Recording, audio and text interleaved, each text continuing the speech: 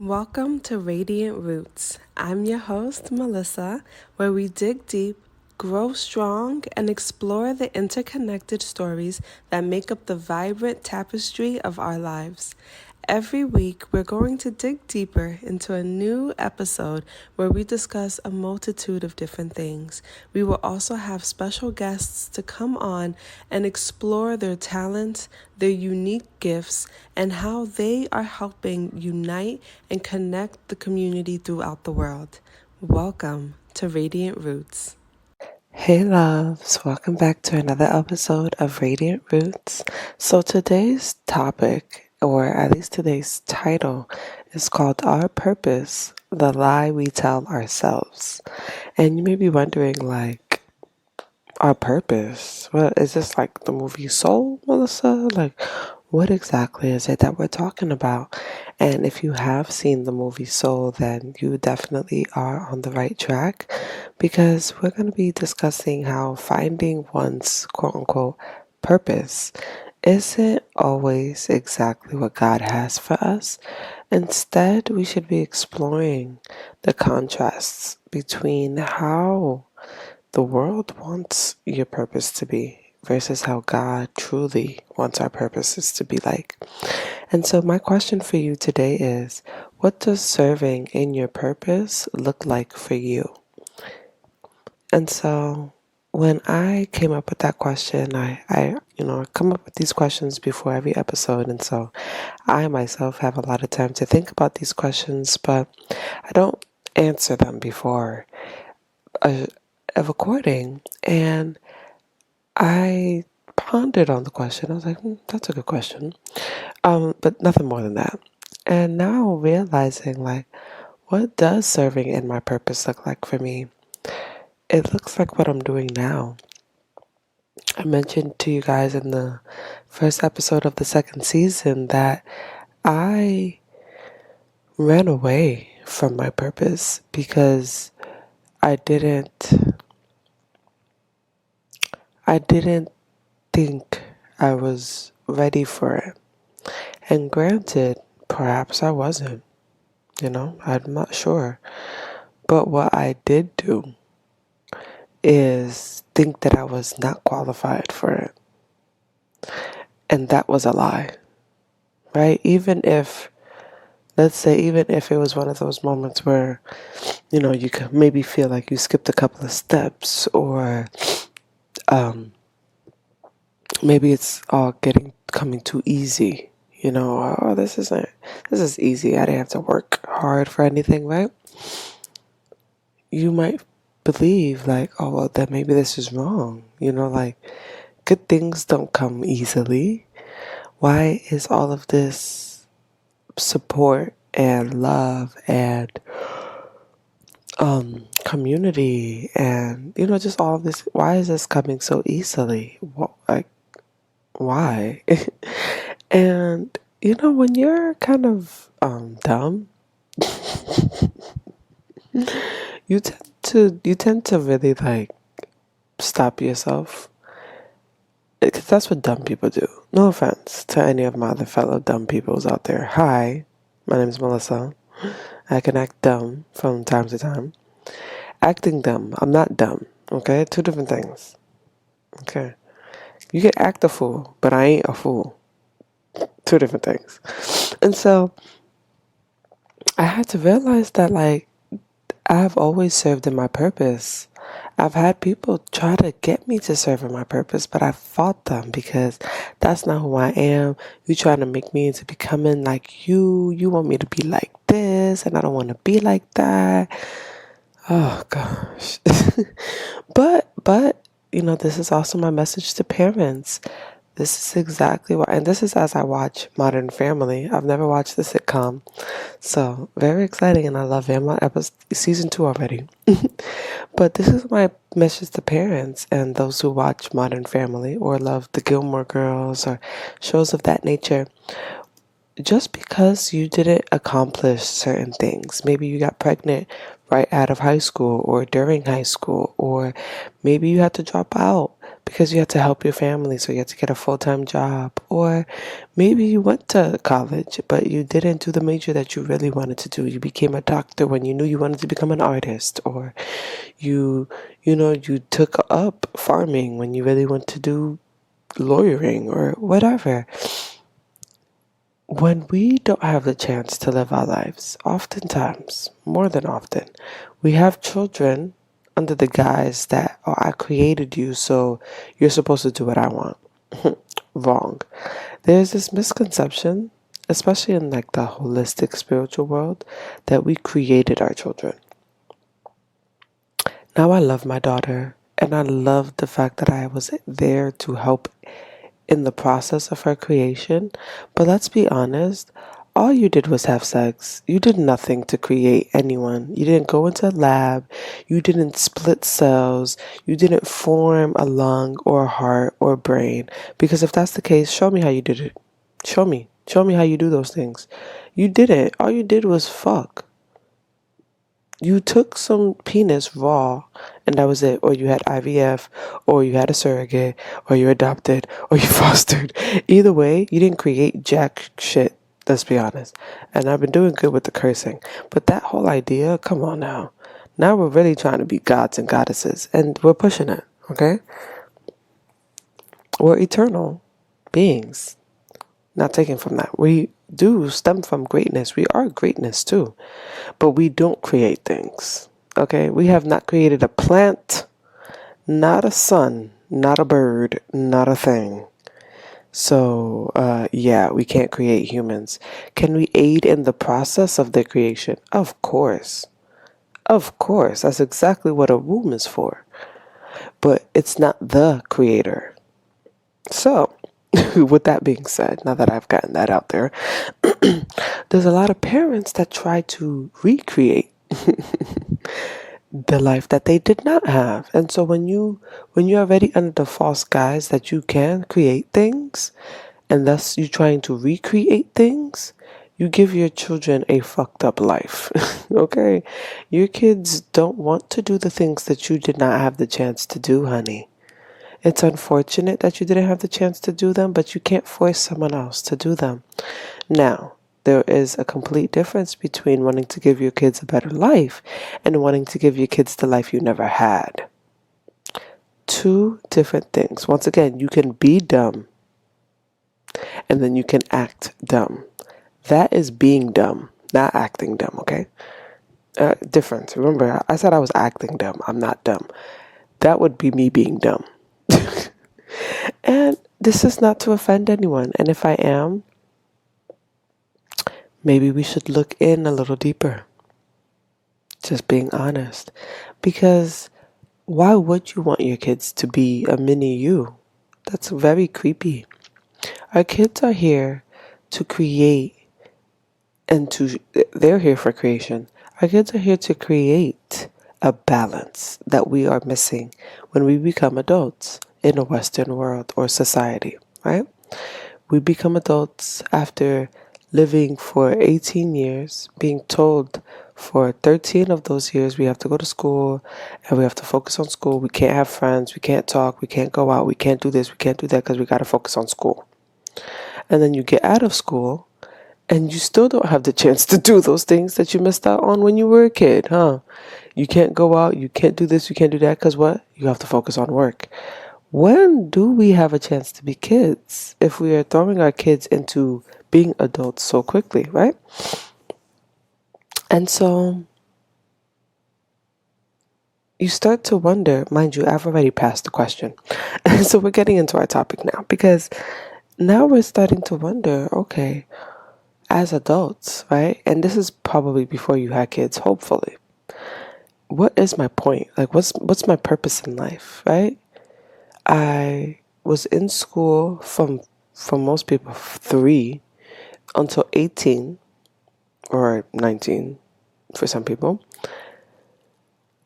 And I was told that I had to do this. I had to be in school, okay? Every single day for more than 100 days, you were in school from 8 in the morning till 3 o'clock, maybe 4 o'clock sometimes at night. And God forbid you had extracurriculars. There was rules at school. You couldn't talk during class. You couldn't socialize. You couldn't do this. You couldn't do that. So you already are being structured or reprogrammed of being a child. Because from ages 1 through 15, you should be your most active. You should play. You should explore. You should learn what the world is about. You should have, playtime and nap time and art and dance and science and doing experiments and really learning about the world, tangible things. Instead, they have you sitting down for 8 hours telling you not to say anything, to shut up. And then if you have any kind of, mental delays, they're going to shove you into a classroom with no windows and other kids who probably also have mental delays or physical complications or any kind of other disorders. And then they tell you that you need to do tests to show them how intelligent you can remember things. And so you do that for another 8 years. And then you do bigger tests that test how smart you are in the workforce. And then you do that. And then they tell you to pick your dream at 17. Pick what you want to do for the rest of your life. Though you were never given the chance to do anything. And then you become an adult having a midlife crisis because you don't know who the hell you are. And we wonder why there are so many men who commit suicide, why there are so many brown people who commit suicide, why there are so many kids who commit suicide, why there's just people in general who commit suicide. It's not a strange phenomenon. People have been committing suicide since the beginning of time. So, what happened since the beginning of time? We've lost our purpose. We've lost the connection between what God wants us to do versus what we think the world wants us to do. Right? Because those are two different things. What the world wants and what God wants usually never coexist. Sometimes they can coexist, but most times they don't really. The world wants us to be young and free and be, liberated in who we are, which is great, right? That's what God wants, right? Young, free, liberated in who we are. And then, boom, have sex with anyone you want, huh? Do all the drugs that you want. You're free. YOLO, huh? Wait. You lost me there. Have sex with who? Do drugs with, huh? Drinking who? Do what? Oh, no. I can be young, free, and liberated and still have boundaries and still have rules and still respect myself, still respect others. Having sex still leads to dangerous things. It's not just kids that are dangerous, okay? It's also AIDS and HIV, syphilis, non-curable. Herpes, forever. Are we forgetting about these diseases? I mean, come on, guys. Whoa. Those things you cannot fix. Just saying. And so we have to really discuss, why does this happen? Why is this a natural reoccurrence, right? And it's a natural reoccurrence, and I have to keep saying this, in Western societies. Okay, Western. And so, if you're not sure what a Western society is, if you live in North America, that is so back in the day when they were first creating maps, right?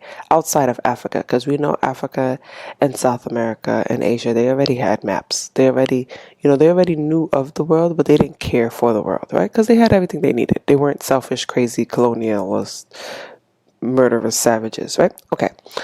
And so when the Europeans, finally discovered the rest of the world outside of their caves, they named everything outside of them West. So even South America is considered the Western world. However, once the United States became this, demonic powerhouse for crazy things, we became the token for Western society. We became the Western society. Like, we were the example of what Western society looks like. And so that means all of the negative connotations that come with Western societies, including the cowboys, right? And so that means, that's the individualism mindset, the pick yourself up by the bootstraps, nuclear family, you can do it on your own, lone wolf, you don't need anyone, kind of like the Iron Man ideal, right? Those are Western society ideals in a society. I, as someone who was born and raised in Haiti, technically Western part of the hemisphere, right? But we don't have Western ideals. We have very ancient, traditional, indigenous ideals. And so whether you come from indigenous tribes or not, if you were born outside of America, most likely you have non-Western cultures or traditions webbed into your American cultures and traditions. And so, like I mentioned, Western ideas are nuclear family, lone wolf, you don't need anyone, individualism, it's your life, your dreams, your goals, worry about yourself kind of ideal. Meanwhile, in other countries, like Haiti, the Caribbean, African nations, Asian nations, we are very, and some, European nations, where we are very tight knit, matriarchal, like tribes, and when you're matriarchal, that means a boatload of a difference. And so everyone is in commune with each other. We love one another. We're helping each other. There's no need to have excess of anything, because you have your grandmothers, your aunts, your cousins, your sisters, your uncles, fathers. Everyone's here. We all help each other. We all support one another. We all love on one another. We all live on a compound together. So there's no babysitters. There's no, everyone's homeschooled. We all eat off the land and such and such and such, right? Now, of course, with those ideas come with the history of colonialism to many of our countries, right? Because let's be honest, the countries that are the pinnacle for a lot of people of relaxation, white sandy beaches and coconuts, all of those nations, the very people of those islands cannot enjoy the white sandy beaches and the coconuts. Granted, we do. But it is the people who are suffering from the same Western ideas that they love so much who come to our islands to seek paradise and relaxation, because work is so troubling. They just work all the time. They need a vacation. And whose islands do they go to for vacations?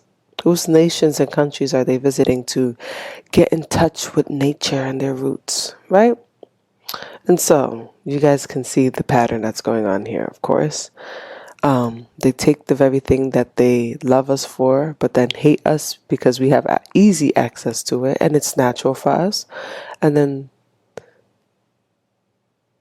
they take it away just so that they can enjoy it without us being around. But then they destroy those very... Anyways, we're not talking about that right now. We're talking about purpose. And so my point is that many of us who aren't from a Western nation often are conflicted with what our purposes are, because our culture, our indigenous culture, taught us that purpose could be family. Purpose could be serving others. Purpose is being bigger than yourself, right? And that truly is purpose. Is to live off your land, is to help your community, is to be rich in other ways other than financial. But Western society says, no, fools. That is the gift that you get after you've served someone for 30, 40 years. You don't get to just have white sandy beaches automatically. You have to work for that. And working for that does not mean tilling land and, growing your own food and catching fish and making sure that your family can eat for the day. No, no, no, no. It means enslaving other nations, having corporations where we have big pharma and we're killing the same citizens of our own countries. It means, being a lone wolf, not having any time to talk to other people and working like a slave for pennies on the dollar for a corporation that's never truly going to allow you to be successful, like the chairmans and stakes people, whatever they call those people that own stock. We're going to make sure that you have just enough to feel like you're doing enough, but never really being enough. And we're going to say that that is your purpose. I can't imagine how many people have wanted to get out of that revolving door and could not find a way out, or they didn't think that there was a way out. And I want to just let you know that that is all worldly purpose. Even if you're not someone who's spiritual, you can see, or I would hope that you can see, that that is purely worldly. When the only person that you're serving is yourself, or the only person that you're serving is some mega rich corporation, that will be the world's purpose. To serve only yourself or to serve someone else in the hopes of just making money. But when you're actually serving in God's purpose, which is your true purpose, you realize that that entire purpose is on the basis of serving others. And you may be thinking like, well, why does everyone's purpose always have to do with other people? I don't understand. Why does God always want me to focus on other people? Can we focus on me for a chance? I'm the one that needs help. I'm the one that's struggling. I get it. I know what you're saying and I know how you feel. It can be confusing when you're jumping into your spiritual journey and you're figuring out that a lot of the things that God is telling you to do or other people are telling you to do have nothing to do with you. And that could be very weird when you're used to living in a selfish world where everything is about you. Of course it's you. How dare it not be about you? That's the thing though, right? When the sun gets up every day, well, it doesn't really get up, right? But when the sun gets up every day, it's not doing it for us. It's not doing it for us at all. Because if it was, I'm pretty sure the sun would have been like, you're killing one of my babies. I'm going to kill you too. Because I would have. But the sun just does what it needs to do. Right? The sun, that's just literally it. The sun was not brought to us I'm trying to speak as scientifically as I can. Well, the point I'm making is the sun does what it needs to do with humans on it, without humans on it, with anything on it. There has to be no planets for the sun to do its job. However, the benefits of the sun doing its job allows for our entire solar system to survive. Just from the sun doing what the sun needed to do. Burn brightly. Could you imagine if the sun wanted to act like Mars or Jupiter or Saturn or Pluto? Or if the sun wanted to be bigger, it would be too hot for us. We would cease to exist because our earth wouldn't match. It would literally burn us up, turn us just into gases. We'll be like Venus. But we're not, right? The sun does exactly what it needs to do. It's not too hot, not too cold. It's perfect. It serves its purpose. No one can tell the sun it's doing too much because it literally does exactly what it needs to do. If the sun's temperature rises even by a couple of degrees, we are dead. If the sun's temperature decreases by a couple of degrees, we are dead. The sun literally is at the perfect temperature for us. Huh? What?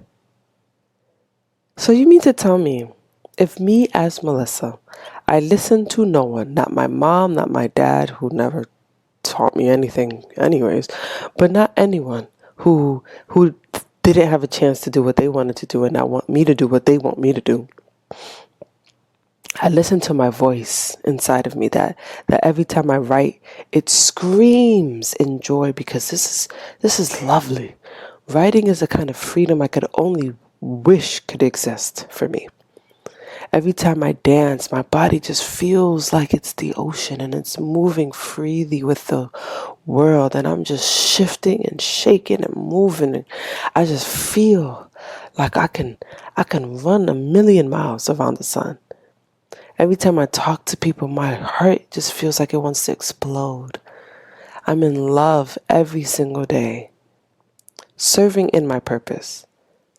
Mind you, a lot of these purposes I'm talking about, we find these out when we're kids, right? When we're young. We naturally gravitate towards certain things. But because they don't make us money, because they're weird, they're not things that our people do, we can't make no money from that. No black person ever did that before. We don't do those things. We don't do that. Our family's never done that. That's against our family's, rules or structure or living or this. We stopped doing it. The thing that our heart cried out the most to, the thing that made our whole world spin, we stopped doing because someone else said we shouldn't do it. Because someone's limited eyesight, we completely scratched our purpose. And it's just crazy because Ecclesiastes 12:13 tells me, fear God and keep his commandments, for this is the duty of all mankind. And I don't know about you, but God's commandments didn't just stop at 10. He also had the golden rule, which is to love your neighbor as you love yourself. And then we have when Jesus came in his parables. The Sermon on the Mount was another set of commandments. And Jesus tells us that we need to emphasize this ideal of emptiness and lack of fulfillment and realize that we are our own vessels. He's literally been saying that to us from the beginning, that we are vessels of love and goodness, that we can do good things, that we can help people navigate the world, that we are navigators of this very world, that we can create things, we can create buildings, we can create wonderful artwork and create love in formations that was never thought of. We can show people how to travel the world and how to coexist amongst one another. We can create beautiful food, beautiful drinks, and have a beautiful time creating love. We can aid in the creation of babies in such a beautiful way. Yet we forget what our true purpose is, trying to follow the ways of the world.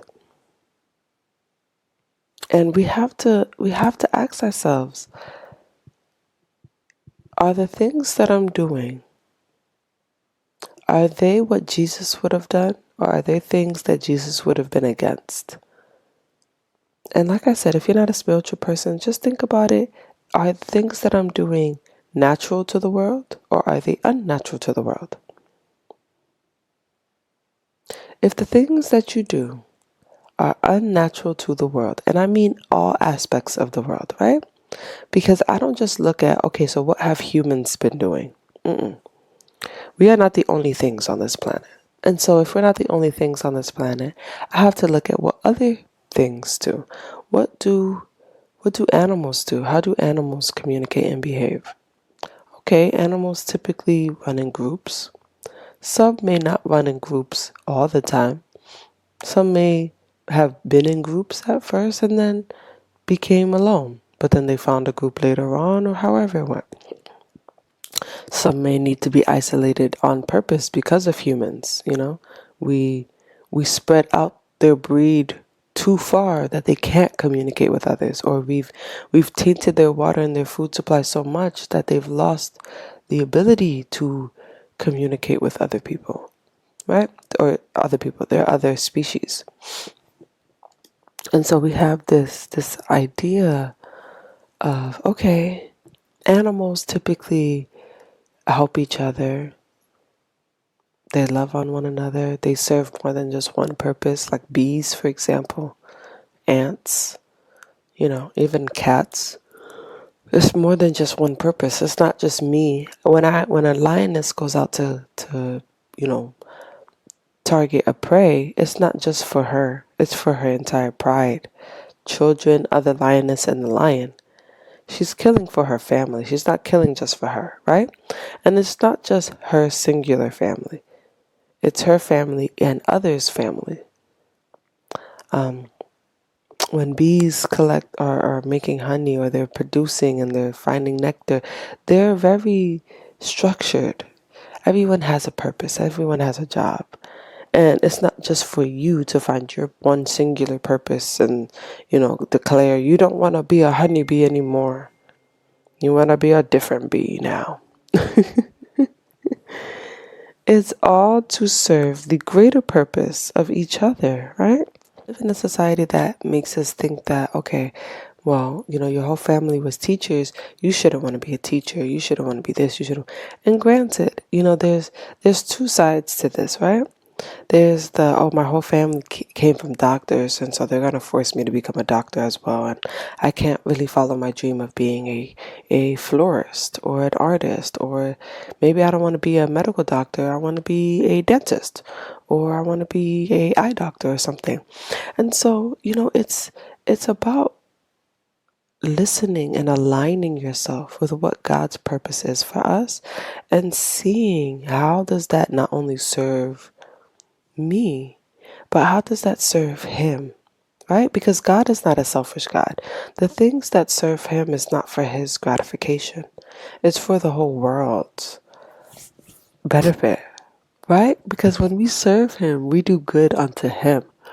And anything that's good for God is always going to be good for us. And so we end up even serving a bigger purpose when we serve God's purpose. Because when we serve our own purpose, it's a very selfish, singular serving thing. It only serves us. But when you serve God's purpose, you're able to really serve more than just yourself. And that's why, they'll have that saying of you give a man a fish, you feed him for a day. You teach a man to fish, you feed him for life. And that's the same idea.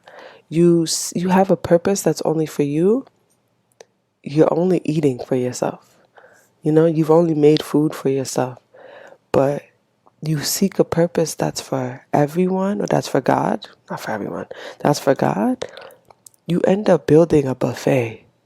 And so it's not just you that can eat, because there's so much of an abundance of it. So now you can invite other people to come and eat. And that right there, many times, is our purpose. I was talking to a friend the other day, and I was letting them know about Matthew 6:33, and that's a part of the Sermon on the Mount where Jesus is talking about how, but first his kingdom and his righteousness, and all these things will be given to you as well. And you see how he says first his kingdom? Anything you do, if you're thinking about God first, if you're thinking about Jesus first, before you do it, like, man, I just want to make you proud. I just want to do something that makes you proud, that gives you righteousness, that lets people say, man, that person is a Jesus lover. That person really loves God. That person really is a disciple of God, is a follower of Christ. you end up changing the world. You end up becoming an advocate, an activist, a freedom fighter, because what you're doing served God and thus served every community.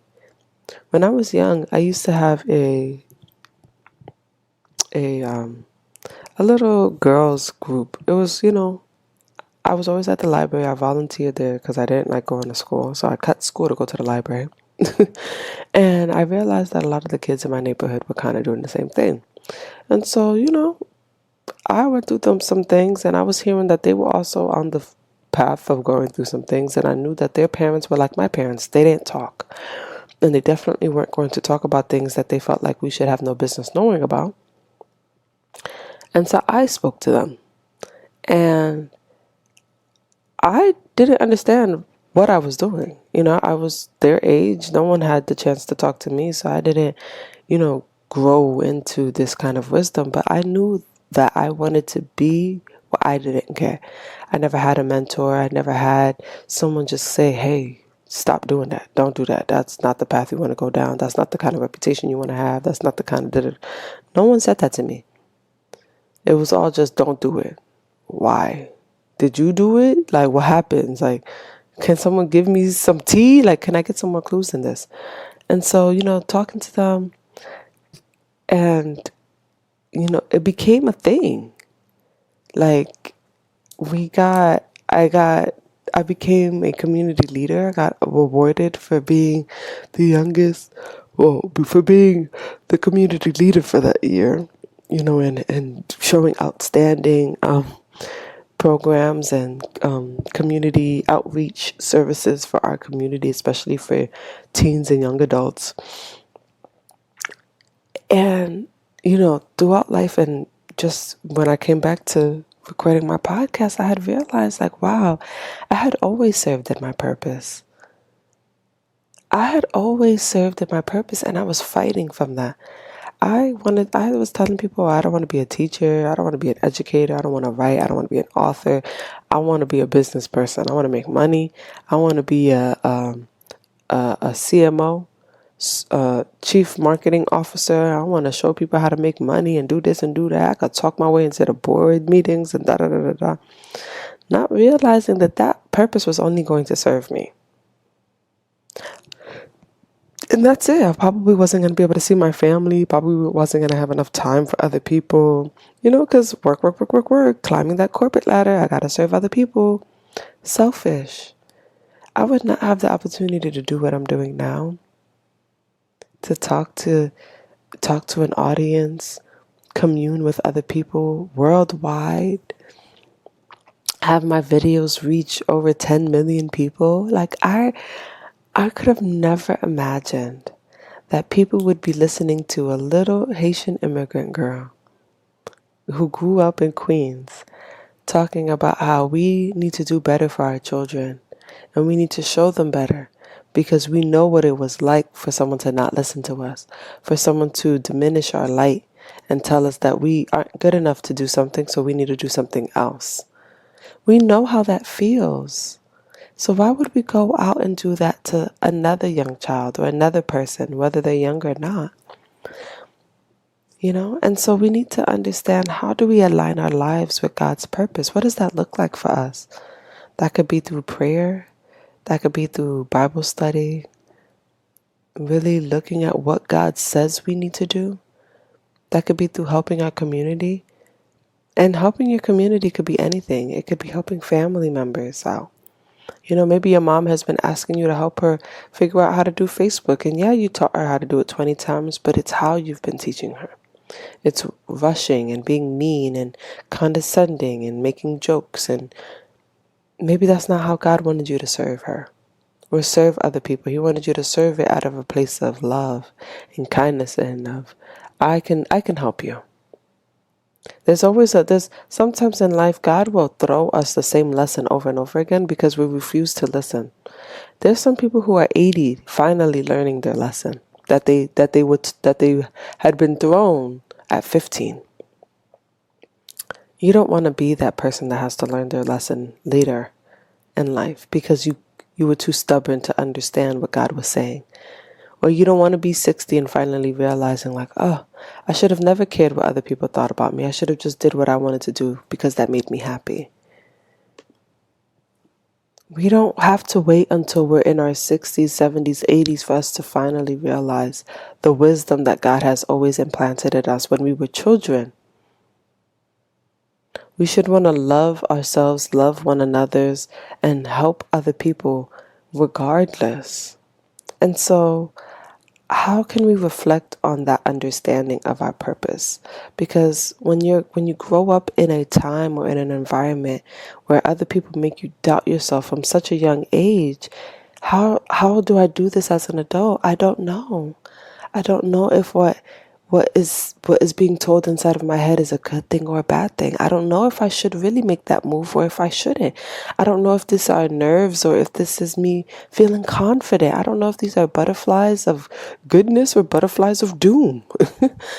And so this is why it's important to have a great relationship with God, so that you can listen to his voice, so that you can see, what is he saying to you? What direction is he pushing you in? Why is he pushing you in a certain direction?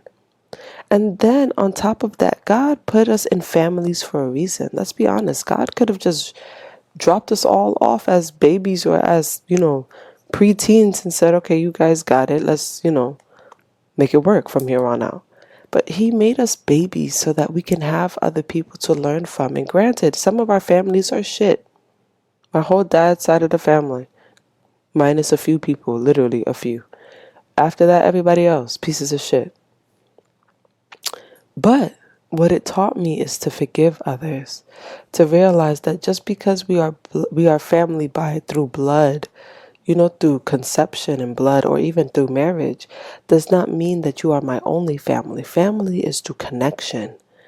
And so you may have a friend that serves a bigger purpose than your mom did. You may have a friend that is like a father to you. You may have a friend that is like a cousin or like an uncle or like a sister to you. Make them those people for you in your lives. You can have more than one mom, more than one dad, more than one sister, more than one brother, more than one of everything. You can have people like that. They didn't have to see you when you were in diapers to love you in that kind of depth. And so when we reflect on who we should be, who God called us to be, we end up realizing that we had loved ones, true loved ones all along, all throughout the journey.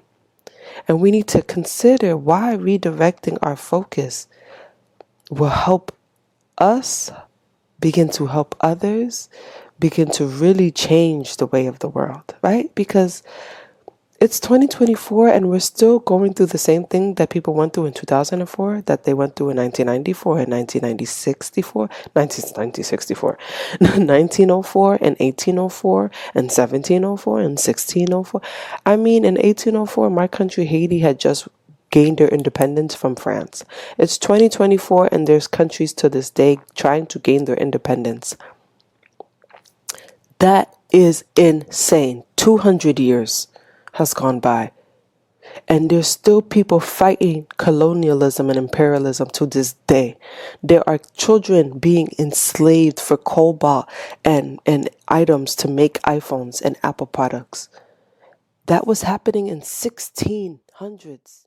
And so you can't tell me that there's a reason why every generation of people have experienced the same or similar atrocities, literally. Whether it was a plague, whether it was a great disaster, natural one, whether it was an enslavement of a group of people or all people, whether it was war and murder and killing and hate, it does not make any sense for us to continue to act like living holistically, being more spiritual, being more connected with the energies that are around the world, or just being more in the know of what the hell is happening cannot serve a purpose for us. There's a reason why countries are fiending for us to become more nuclear-like, for us to not want to share anything with anyone, for us to not want to indulge our lives with other people, and for us to want to be selfish. There's a reason for that. It serves them more when we don't care for other people's well-beings. Isn't that crazy? It serves them more for us to not be, for us to be selfish. Because remember, when they enslaved our people and I'm saying our people from any quote unquote global majority group, right? Because we're not marginalized all over. We're marginalized for certain people. But when they went and took people from India, from from Japan, China, Indonesia, from the indigenous people of Australia, when they took the people from Africa, South Africa, apartheid, who? The Congo, literally all of Africa, even Ethiopia. Ethiopia was not spared. Okay, let's be honest. The Persians, the Ottoman Empire, like someone did have some hand in Ethiopia too. We like to say Ethiopia was untouched land. It was not. It was not. Okay, I mean, let's be honest. Ethiopia is right there in the Middle East. It sits right at the border. It is a perfect place for Arabians to come through, pass on their Muslim message, which makes sense. A lot of those nations around that area are Muslim. How would you get that from? Where would you get that from if it wasn't for Arabians coming in and building that message? I mean, they went from Egypt to Israel almost every day. Not really, but like that whole path was there for it. It's a reason. You have all these nations, South America, Haiti, all these Caribbean islands, Hawaii. Hawaii was just recently overthrown. Hawaii had a queen. Hawaii was its own nation. They had a queen. They overthrew and imprisoned the queen. America. So we have all of these things ongoing and happening. And nobody's plugging it in. Nobody is saying, tisk, tisk, tisk. The same thing keeps seeming to happen, and we aren't going anywhere. This world just keeps moving, but we aren't going anywhere. We've literally stopped evolving. We haven't even forget about the fact that we are covered, we are 70% made of water, the earth, and we've only discovered less than 10%, less than 8, it's really like 5%ish or so. Our brain capacity isn't even at 100%. Huh? You mean to tell me I'm a human? I have this body, but my brain, there's some things in my body that aren't even unlocked at 100%. So you mean to tell me that my body could possibly do more than what it's doing now? Why wouldn't I know of this? Maybe because it doesn't serve someone else's purpose? When I began to realize this, and I began to realize this as a young child. Remember, I grew up in a family of farmers and educators. You were either a farmer, or everyone really was a farmer. You were on the land. You learned how to take care of the land. But you're either farmers or you were educators or writers or something. We helped out the community once again. My family right now, we have a school in Haiti. Always helping the community in the land. All of my family members, we all went to our own school in Haiti. How beautiful is that? We provide education to a nation that lacks education, a strong education system. We continuously try to make sure we can serve others. And thus we have been helping ourselves. I never would have thought, that this would have been my calling. If I had continued to let naysayers and people who told me I talked too much, or people who said my buck teeth look funny, nobody would want to see a dark-skinned, nappy-headed girl on TV or talking to them. Nobody would want to see a Haitian that could barely speak English right speaking to them. Because mind you, English is not my first language. As good as it is now, I do still struggle with a couple of words and sayings. But my point is that I always had someone trying to tell me that there's a reason why I shouldn't do something. I'm too dark. I'm too ugly. My teeth is too big. I'm too skinny. I'm too Haitian. I'm not American enough. I'm not Haitian enough. I'm not tall enough. I'm not skinny enough. I'm not small enough. I'm not whatever. I'm a woman. If they can't find anything else, they're going to go after my bare ass existence, right? Who the fuck cares? That's what I say to those people. F you. Sorry, God, but I'm pretty sure God wanted me to use that word. Because for real, because you do have to give them a big finger. Because F them. Who are these people anyways? Did your world stop? Did your heart stop working? Did your brain stop working? Did your lungs stop being able to function? Not at all. We put too much weight on what other people say, bare humans at that, who have never created a damn thing in their lives.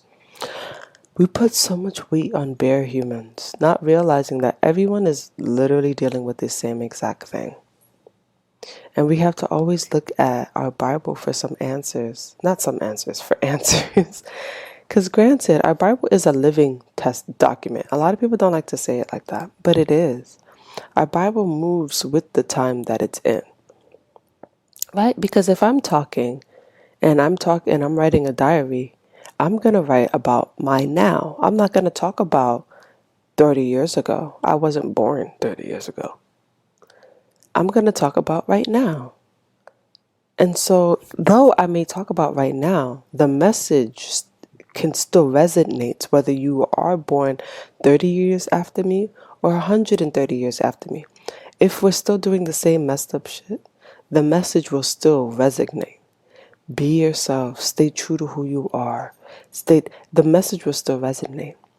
There's a reason why the messages still resonate now. Whether the person was Robert Frost in the 1800s, late 1800s, or if it was Shakespeare in the 1400s, the message still resonates because we are still doing the same things, right? And so even Proverbs 19 verse 21 says, many are the plans in a person's heart, but it is the Lord's purpose that prevails. Oh, I got to say that one again. Many are the plans in a person's heart, but it is the Lord's purpose that prevails. Honey, stop fighting that thing that you so desperately want to do because someone once told you that it served no purpose in this world. We didn't need you doing that. We already had. How many bread brands are there in that bread aisle? How many coffee brands that make the same coffee? How many Brazilian coffees we need? There's only one Brazil. How many Colombian coffees we need? There's only one Colombia. How many different ice creams of chocolate flavors do we need? There's only one kind of cocoa bean. My point is that none of that, and they're all owned by like the same 3 people at that. So they create this idea that there is competition out here, and there's not. There's literally 3 people doing one thing, and they're tricking us into believing that there's hundreds of them. There's not. It's only one of you and one of me. We need everything that you can give us. Your smarts, your creativity, your intelligence, the way that you look at the world, we need that. That unique take on how you speak, on how you discover things, on how you picture things.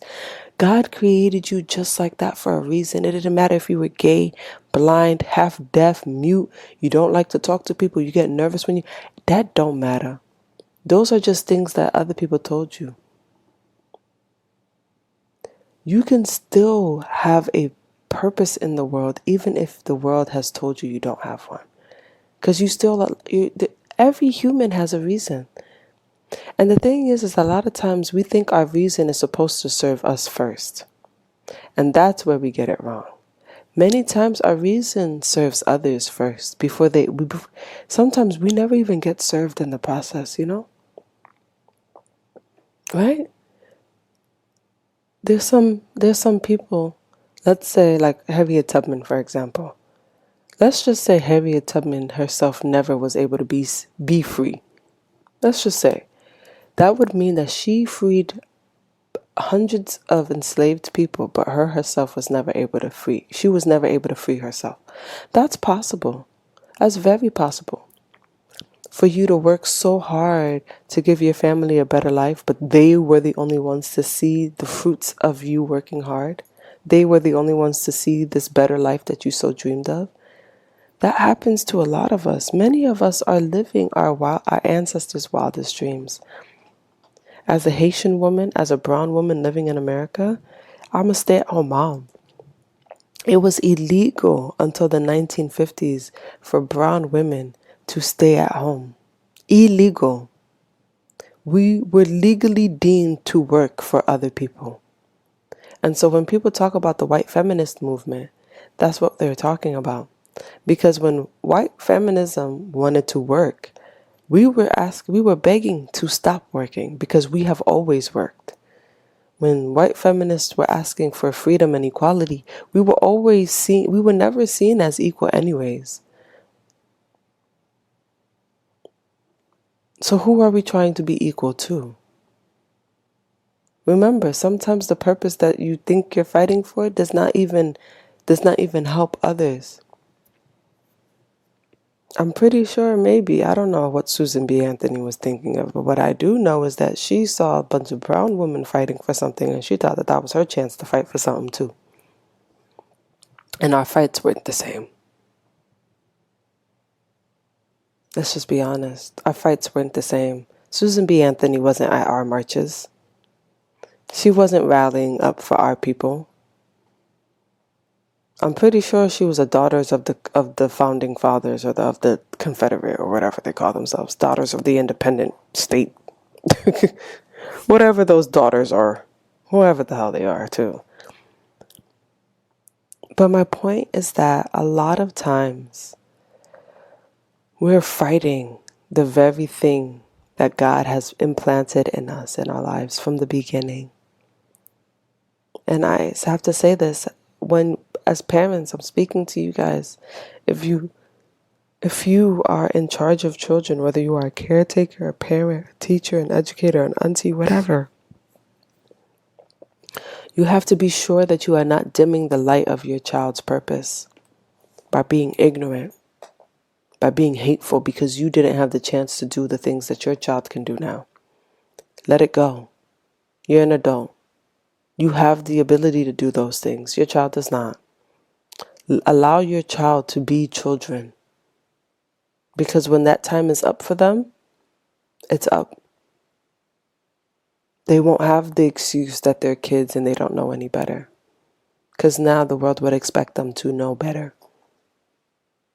Allow for your kids to make the mistakes that you did, but actually learn from them. Be by their side and accept them at every single thing that they want to do. Every single thing. My sister told my mom she wanted to become an assassin. Okay? I'm pretty sure my mom didn't know what the hell that was. I'm pretty sure. She probably just heard assassinai. I don't know. She's probably like, oh, okay. Cool. Or maybe she did. But you won't believe the conversation my mom had with my sister. It wasn't harsh. It wasn't disrespectful. It wasn't disheartening. My mom said, so what do you think you'll need to do to become an assassin? And my sister laid out a plan for her. Oh, I think I will have to become a ninja. I might have to join the FBI and the CIA and get some training, maybe even the military. She was very, very into this idea of being an assassin. But my point is that sometimes we have to allow our kids to search their hearts for what their purpose could be, even when those first few ideas can sound foolish. But through those first few ideas, your kids end up finding what they could want. But God forbid my mom had trumped my sister's first idea. Would my sister have wanted to own her own cosmetics line right now? No. Why would she? Every single thing she's ever told my mom she wanted to do, my mom shot it down. Why would she want to be something that she has never seen be done herself? a Haitian cosmetics line. Or, or if she wanted to be a salsa dance, like we have to understand the impact that we have on our children. We know what it's like for our parents to shut our dreams down, for our parents to diminish our light. We cannot allow for the same things to happen to our children. When you know better, you do better, and the excuses are done. Love on your damn kids. Be gentle with them, but firm. Because you can be both. Because some of y'all be dense. You don't have to beat your kids for them to understand the rules of the world. Because let's be honest, who's making up these rules? You want your kids to follow all of these rules so blindly, forgetting that these rules weren't even made for people like us. And even when these rules were made, they called us 3/5 of a freaking human. Y'all forget that? When they said we the people, we weren't the people then. We were animals. We weren't even in the we that they were talking about.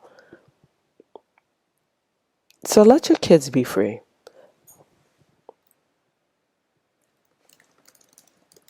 Let your kids be free. Let your kids discover the world in a way that they should. Because the world is changing. The world that you experience is not the same one. So the same way that you want your kids to learn from you, you need to learn from your children.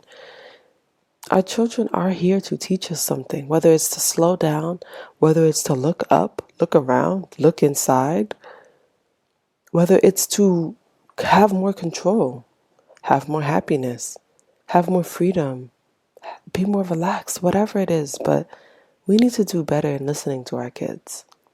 And we need to do better in listening to our hearts and listening to God. Because there's so much greatness in this world if we actually decide to take it and to listen to the purpose that God has set out for us. And so I definitely want to leave you guys off on my last Bible verse, which is my sister's favorite Bible verse, Romans 8:28.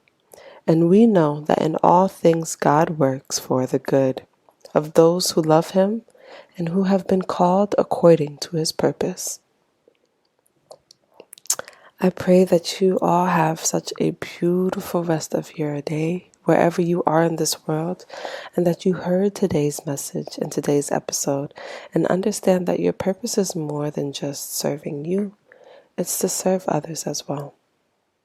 Let me know what you think your purpose is. Share with me on my Instagram or in my email. You guys, let's hear your stories. Share your stories with us. We would love to hear about it and also talk about it on an episode on Radiant Roots. My name is Melissa, and it was such a pleasure talking to you guys today. I hope you guys find love within yourselves and find love within others. And have a wonderful day. Love yourselves and love one another, and always, always, always be kind to one another, please. I will see you next time.